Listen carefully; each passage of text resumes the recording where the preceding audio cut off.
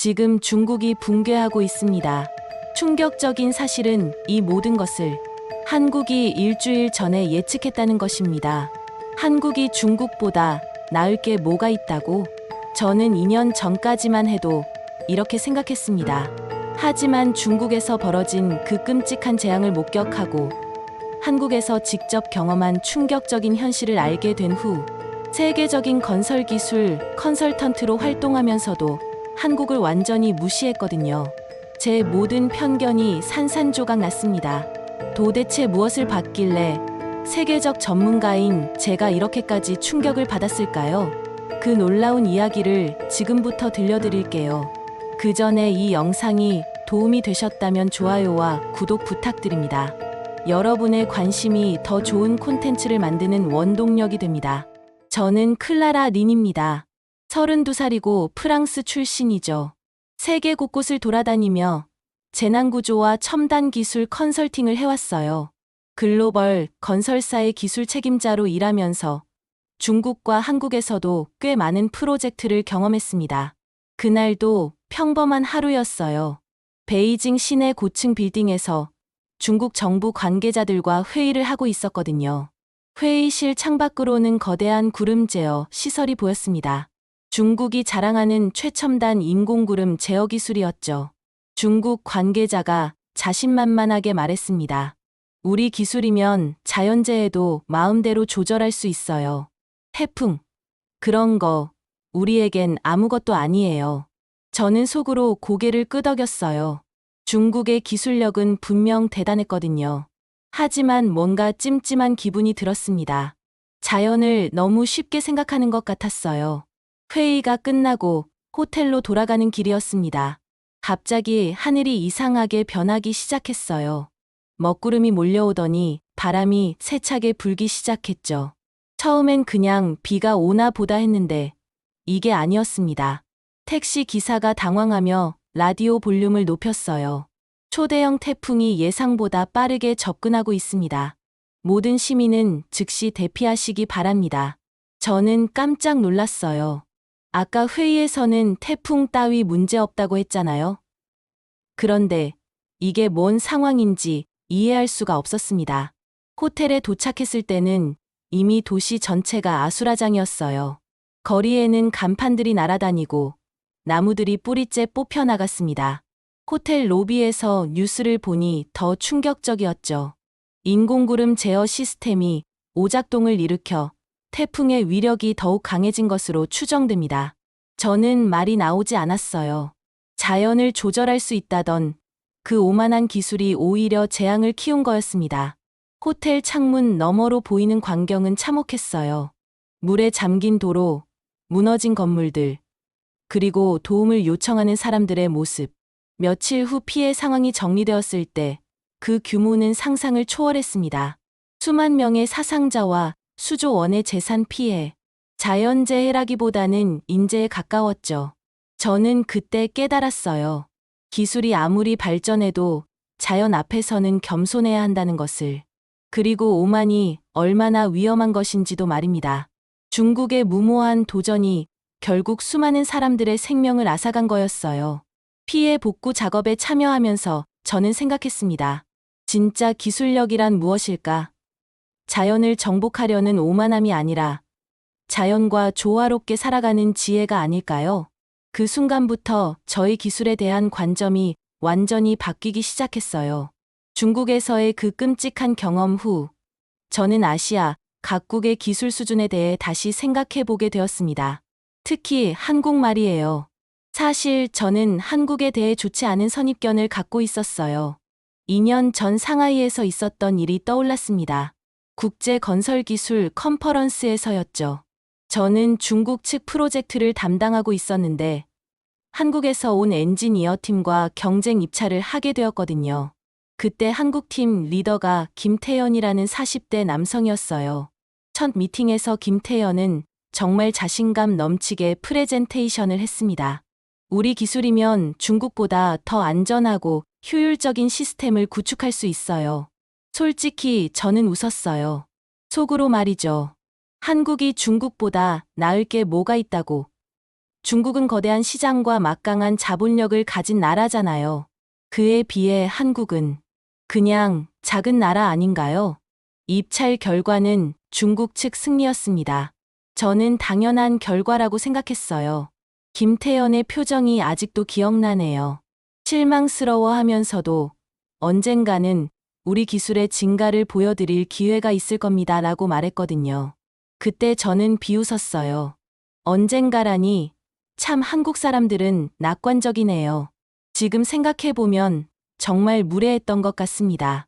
프로젝트가 진행되면서 저는 한국에 대한 편견을 더 굳혔어요. 한국 기업들이 제출한 기술 자료들을 볼 때마다 이 정도 수준으로 어떻게 글로벌 시장에서 경쟁하려고 하지? 라는 생각뿐이었습니다.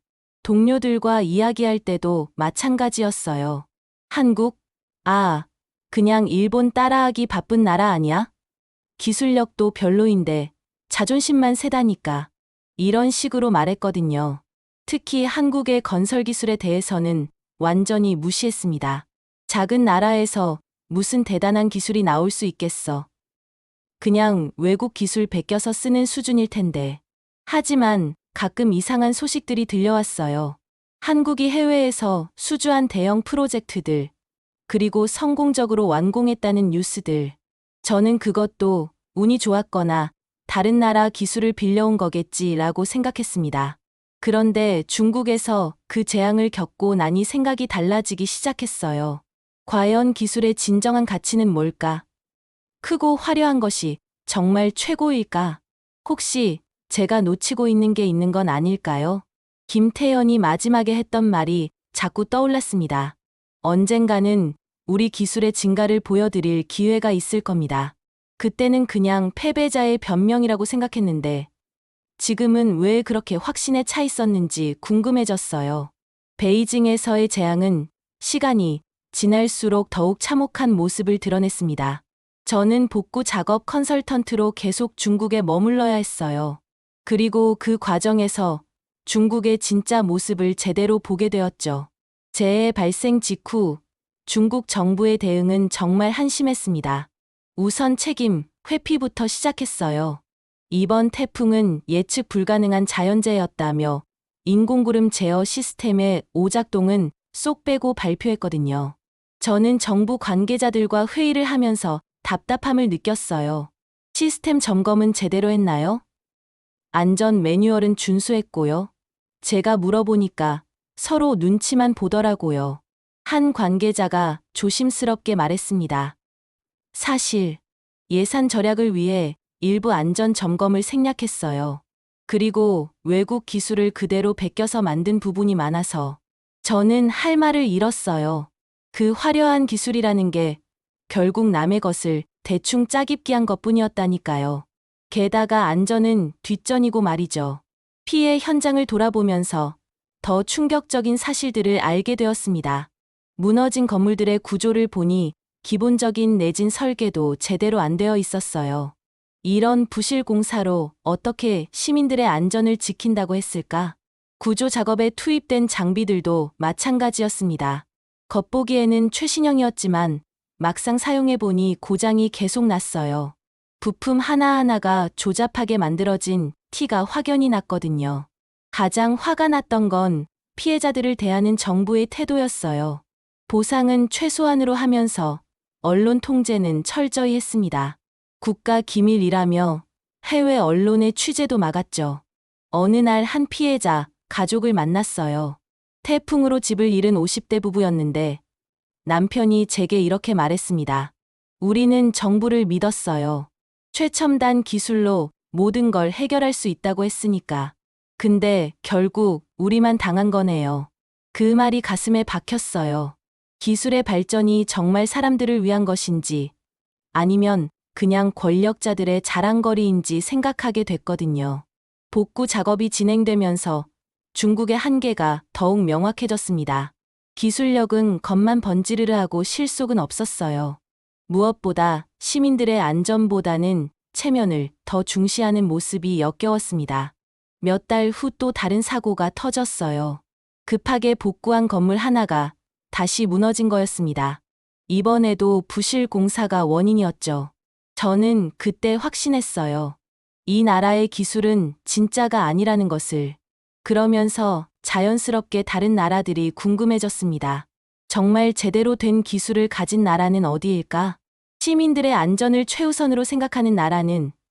그때 문득 김태현의 얼굴이 떠올랐어요. 중국에서의 참혹한 경험 후 저에게 새로운 프로젝트 제안이 들어왔습니다. 한국 정부에서 요청한 재난 대응 시스템 검토 작업이었어요. 아이러니하게도 중국에서 겪은 재앙과 비슷한 상황에 대비하는 프로젝트였죠. 솔직히 마음이 복잡했어요. 한국에 대한 제 편견은 여전했거든요. 한국이 중국보다 나을 게 뭐가 있을까? 이런 생각이 먼저 들었습니다. 하지만 동시에 호기심도 생겼어요. 과연 한국은 어떻게 다를까? 파리 샤를 드골 공항에서 인천행 비행기를 기다리면서 생각에 잠겼습니다. 지난 2년 동안 김태현과의 일이 자꾸 떠올랐어요. 그때 그가 보여준 자신감은 도대체 어디서 나온 걸까? 비행기 안에서 한국 관련 자료들을 다시 읽어봤습니다. 세계 각지에서 성공한 한국의 건설 프로젝트들, 그리고 재난 대응 기술들. 숫자로만 보면 분명 인상적이었어요. 하지만 저는 여전히 의심스러웠습니다. 혹시 과장된 건 아닐까? 중국처럼 겉만 번지르르한 건 아닐까? 12시간의 비행 시간 동안 계속 고민했어요. 한편으로는 기대도 됐습니다. 만약 정말 한국에 제대로 된 기술이 있다면, 중국에서 본 그런 참혹한 일들을 막을 수 있는 진짜 솔루션이 있다면, 인천공항에 도착했을 때 첫인상은 놀라웠습니다. 공항 자체가 하나의 첨단 시설이었어요. 모든 것이 효율적으로 돌아가고 있었죠. 하지만 저는 마음을 단단히 먹었습니다. 겉모습에 속으면 안 돼. 중국에서 그런 실수를 했잖아. 서울로 향하는 공항철도에서 창밖을 바라봤어요. 도시의 모습이 생각보다 현대적이었습니다. 고층 빌딩들 사이로 보이는 각종 인프라들도 꽤 인상적이었어요. 하지만 여전히 마음 한편에서는 이것도 그냥 외국 기술 베낀 거 아닐까 하는 의심이 들었습니다. 호텔에 체크인하고 나서 시내를 둘러봤어요. 명동, 강남, 여의도. 각 지역마다 특색이 있었습니다. 특히 디지털 사이니지와 스마트 인프라들이 도시 곳곳에 자연스럽게 녹아있는 모습이 인상적이었어요. 하지만 저는 계속 경계를 늦추지 않았습니다. 화려한 것과 실용적인 것은 다르다고 스스로에게 말했거든요. 다음 날 아침, 프로젝트 담당자들과의 첫 미팅이 있었습니다. 회의실에 들어가기 전 마지막으로 생각했어요. 이번엔 섣불리 판단하지 말자. 중국에서의 실수를 반복하지 말고 정확히 파악해보자. 하지만 솔직히 기대는 크지 않았어요. 아시아의 작은 나라가 세계적인 재난 대응 기술을 가지고 있을 리 없다고 생각했거든요. 그저 일단 가서 확인이나 해보자는 마음이었습니다. 회의실 문을 열면서 저는 몰랐어요. 제 모든 편견이 완전히 뒤바뀔 거라는 걸 말이죠. 회의실 문을 열고 들어섰을 때 가장 먼저 눈에 띈 사람은 30대 초반으로 보이는 여성이었습니다. 단정한 정장을 입고 자신감 넘치는 표정으로 저를 맞아주었어요. 안녕하세요, 클라라 씨. 저는 박혜진입니다. 이번 프로젝트를 담당하게 된 재난대응기술연구소 팀장이에요. 혜진의 첫인상은 강렬했습니다. 악수를 나누는 순간 그녀의 확고한 신념 같은 게 느껴졌어요. 하지만 저는 여전히 회의적이었죠. 젊은 여성이 이런 중요한 프로젝트를 맡다니, 한국은 인력이 부족한 건가? 회의가 시작되자 혜진이 프레젠테이션을 시작했습니다. 먼저 저희 통합재난관리 시스템을 보여드릴게요. 화면에 나타난 건 정말 놀라운 것이었어요. 실시간으로 전국의 기상 정보, 지진 감지, 해일 예측까지 모든 데이터가 하나의 시스템에서 통합 관리되고 있었습니다. 더 놀라운 건 예측 정확도였어요. 작년 태풍 흰남노 때도 이 시스템 덕분에 피해를 최소화할 수 있었어요. 96시간 전에 정확한 경로와 강도를 예측했거든요. 저는 속으로 감탄했습니다. 중국에서 봤던 허술한 시스템과는 차원이 달랐어요. 하지만 아직 실물을 보지 못했으니까 반신반의했죠. 실제 현장을 보고 싶은데요. 가능할까요?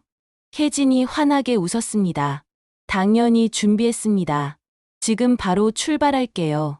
첫 번째로 간 곳은 경기도에 있는 재난대응훈련센터였어요. 도착하자마자 저는 눈을 의심했습니다. 마치 영화에서나 볼 법한 첨단 시설들이 즐비했거든요. 이건 지진 시뮬레이터예요. 실제 지진과 똑같은 진동을 재현할 수 있어요. 혜진의 설명을 들으며 시뮬레이터를 체험해봤는데 정말 소름이 돋았어요. 리히터 규모 7.0의 지진을 그대로 느낄 수 있었습니다. 그런데 더 놀라운 건 건물 구조였어요. 이 건물들은 모두 내진 8등급 설계로 지어졌어요. 실제로는 9등급까지도 견딜 수 있죠. 저는 건물 구조를 자세히 살펴봤습니다. 중국에서 봤던 부실한 구조와는 완전히 달랐어요. 모든 연결 부위가 정밀하게 설계되어 있었고 사용된 자재들도 최고급이었습니다. 다음으로 본 것은 드론 구조 시스템이었어요. 수백 대의 드론이 동시에 움직이면서 실종자를 찾고 구조물을 운반하고 심지어 응급처치까지 하는 모습이 경이로웠습니다. 이 드론들은 인공지능으로 작동해요. 사람의 지시 없이도 최적의 구조 루트를 찾아서 움직이거든요. 혜진이 태블릿으로 드론을 조작하는 모습을 보면서 저는 충격을 받았어요. 이 정도 기술이라면 중국에서 겪었던 그런 참사는 애초에 벌어지지 않았을 텐데요. 오후에는 실제 재해 현장을 갔습니다. 작년에 산사태가 났던 강원도 지역이었어요. 복구 현장을 보니 더욱 놀라웠습니다. 6개월 만에 이 정도로 복구했다고요? 산 전체가 완전히 새롭게 단장되어 있었어요. 그런데 단순히 복구만 한 게 아니라 앞으로 같은 사고가 재발하지 않도록 예방시설까지 완벽하게 갖춰 놓았습니다. 현장에서 일하는 작업자들의 모습도 인상적이었어요. 모두들 자부심을 가지고 일하고 있었거든요. 한 작업자가 저에게 말했습니다. 우리가 하는 일이 국민들의 생명을 지키는 거니까요. 절대 대충 할 수 없어요. 그 순간 저는 깨달았어요. 이게 바로 진짜 기술력의 차이구나. 중국에서는 체면과 과시가 우선이었다면 한국에서는 국민의 안전이 최우선이었습니다. 해가 질 무렵 서울로 돌아오는 길에 혜진이 말했습니다. 어때요? 저희 기술력이 기대에 부응했나요? 저는 솔직히 인정했어요. 정말 놀랍습니다. 제가 가졌던 편견이 얼마나 잘못된 건지 깨달았어요. 그날 밤 호텔에서 혼자 생각에 잠겼습니다.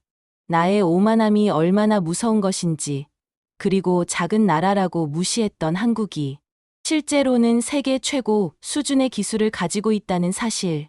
김태현이 그때 보여준 자신감의 이유를 이제야 알 것 같았어요. 지금까지 제가 직접 경험한 한국의 놀라운 기술력에 대한 이야기를 들려드렸습니다. 편견이 얼마나 무서운 것인지, 그리고 작다고 무시했던 나라가 실제로는 어떤 놀라운 능력을 가지고 있는지 깨달았어요. 혹시 여러분도 어떤 나라나 기술에 대해 선입견을 가지고 계신가요? 제 경험이 조금이라도 도움이 되었다면 좋아요와 구독 부탁드립니다. 앞으로도 더 흥미로운 이야기들로 찾아뵙겠습니다. 감사합니다.